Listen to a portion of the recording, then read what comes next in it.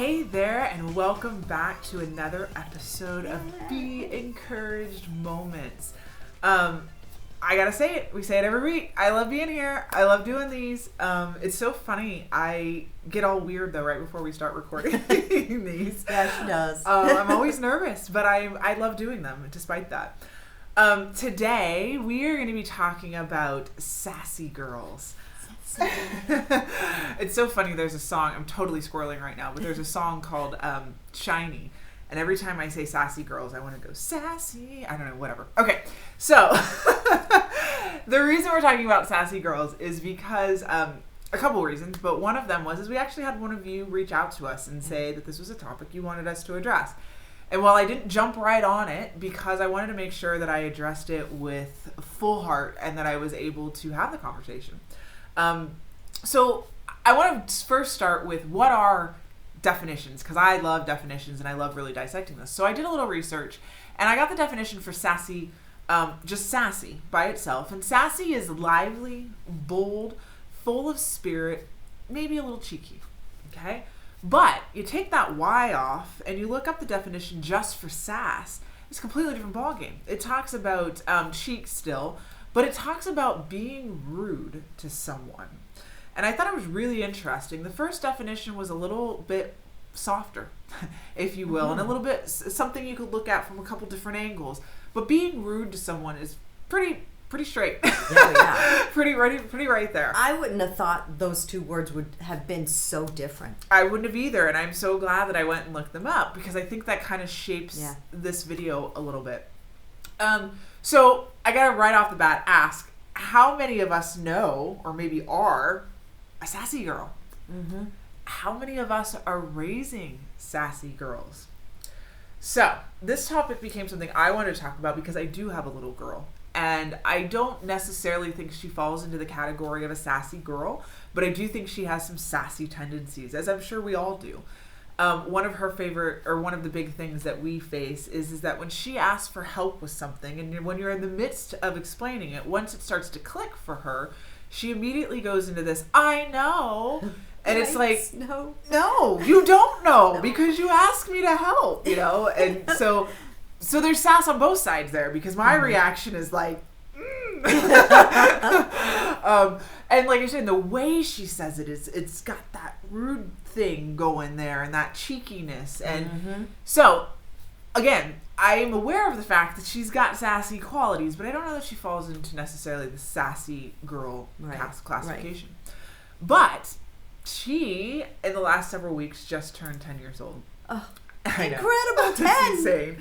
I think that as our girls, and I'm picking on girls right now because I think this is a quality that has a tendency to be more prevalent in girls. I'm not saying that boys aren't capable of it, but I think it is a different ballpark, and I think moms raising girls who have sass qualities is more of a struggle than maybe a mom raising a son who maybe has some of those qualities.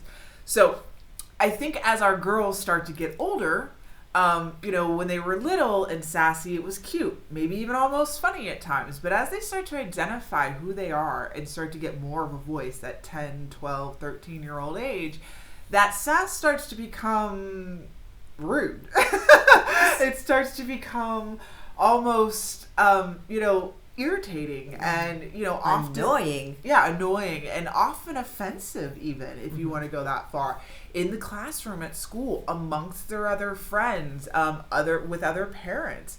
And I think it's really interesting, and the reason why it seemed like the right time to finally do this video on sass is because my little one, as I just said, just had her birthday. She's finding her own voice, as are her friends, and the situations that I hear coming back from school about, how these girls are dividing into little subgroups and how things are happening and things that are being said from one group to the next group, and how girls are maybe not always being as nice as they could to one another when all these girls were best friends as of last year. So, there was a situation with us where we were planning an event and we were inviting, we were trying to invite a very core group of people to this event.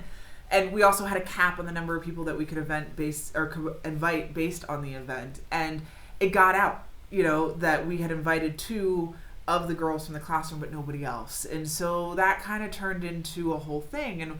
And my daughter, in her innocence and trying to handle the situation, when she was trying to explain why she hadn't invited maybe some of the other girls, was to explain that, well, you guys don't all get along, and so I didn't want that, didn't want to put you all together, which is very honest and very true, but potentially could hurt a lot of feelings on both sides. Right. And I think she handled it well. She never said that anybody was mean or anything like that. She just said she didn't think they got along as well. And I think there's a lot of truth to that. I think as our girls start to develop, they like I said, they start to identify these groups, and they start to get really rude to the groups that don't fit into their groups.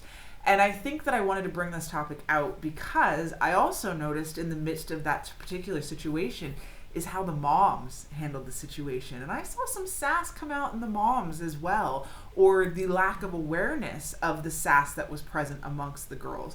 And so I thought this was really interesting that this kind of fell into my lap at this time when I knew I wanted to do a video about this. It was really interesting when I was talking to Jan about this. I asked her if she remembered dealing with a lot of that being a boy mom. So I'm going to let her dive in. You know what? That's so many years ago. Being a boy mom is different. And for those who have little boys, I'm sure you would kind of understand. Brandy was never really into having a whole bunch of friends over. I think we only did like 2 big birthday parties, other than when he was really tiny, and then it was just adults there anyway, so it didn't matter. But we just made it simple. It was just 5 or 6 of his best closest friends at school, and baseball, and we just had them over, did a barbecue, played some games, watched a movie, had a birthday cake, and then the parents came and got them. Simple, low budget. It was a fun time for him. Well, and if you use the birthday as an example, I think that's something that we in today's world face a lot more as moms, because birthdays have become so much bigger of a thing. And you don't just invite the close friends from school, you invite everyone. Mm-hmm. And I don't play that game. Me personally, I stick to what I'm used to and what I know. And for me, her birthday is the celebration of her birth, which is something that's amongst the people who were a part of that, And so, not to say that I don't do things with her friends, but again, we keep it really simple and we keep it very core, a very core group. But that leads to, situations and conversations. I think that we live in a society where sass and sassiness is praised and it's shared, and you see it all the time, and it might almost feel expected at times. So that leads me into, is sass all bad? When we're seeing it every day, all day. There are kids that are on social media, there are parents that are on social media that are showing videos of their kids being sassy. It's like I said, it's almost become an acceptable thing, mm-hmm. a praised thing, if you will. And so I don't think that sass is all bad. I don't. I think there are qualities of sass that are. And I think how we handle actions sass. Of it. Yeah, I think how we as parents choose to handle sass is what can determine whether it falls into starting to get into that obnoxiousness to staying in the cuteness. I think maybe if we take the opportunity to embrace the definition of sassy versus sass, talking about being full of spirit and being bold, but what does it look like to embrace that? I think living a life full of spirit can be okay if we're checking how it affects those around us. And when we're talking about our little ones, are we teaching our little ones how to be aware of how it affects those around them? And what I mean by that is, let me give you an example. If you tell your child to treat someone with respect, but you yourself don't treat those around you with respect, what example do you think is going to hold more true and more weight with your child? Your actions or your words? And I would venture to say that all of you are going to answer my actions. They want to emulate us. They want to be like mm-hmm. us. They want to grow up like us. And so if we're living our life bold and full of spirit, I think that's perfectly okay, as long as our children get to see us be aware of how it affects the people around us. Is my sassiness hurting the person next to me? Is my sassiness affecting the way I function in in my community? And if it is, then how do we take that rudeness out of it and still be full of life? Because I live boldly, and especially in my work life, I have no problem standing up for what I think is the right answer in my work life. But there's a way to do it. There's a way to be sassy without insulting someone along the way. And so I think as parents, it's our job to recognize our sassy girls, identify those sassy girls. And I'm not saying take that spirit away from them, because I think that's who they are and I think that's okay. But it's teaching them how to be sassy while being aware of what's going on around them.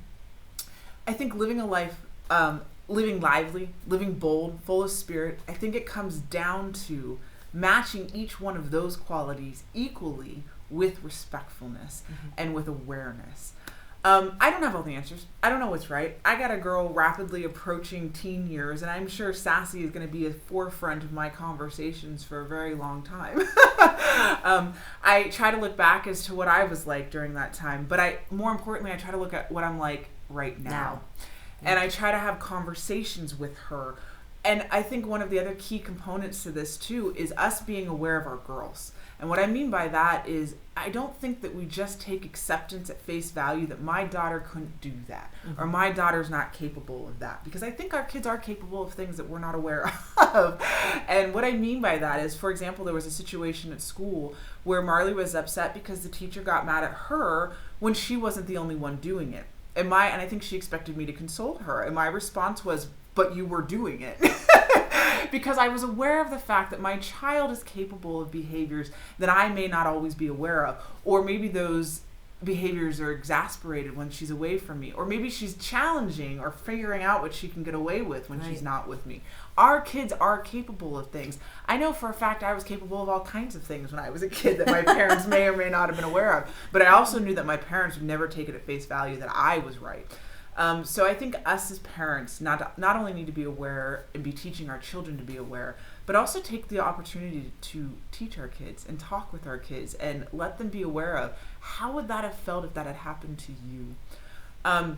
Again, I don't have all the answers. This is a conversation that I think is a really fun conversation. I think it's something that we can embrace and we can all talk about together. I'd love to hear, do you have sassy girls? Are you raising sassy girls? And what does that look like for you? How do you approach these subjects? I like I said, it's been really interesting this past year to see these girls that I've known for years change and develop. And, like I said, they're finding their voice. And when that sassiness starts to not be so cute anymore, what do we do? We love being here, as I started this video out with saying, and I just am grateful and thankful that you guys have these conversations with us. And I know that you're not there responding, but you are. And you're not alone in any journey that you're approaching. And whether that's raising sassy girls or, learning how to have those conversations with your children. I'm just grateful that you're here, and thank you, as always, for joining us for our Be Encouraged moments.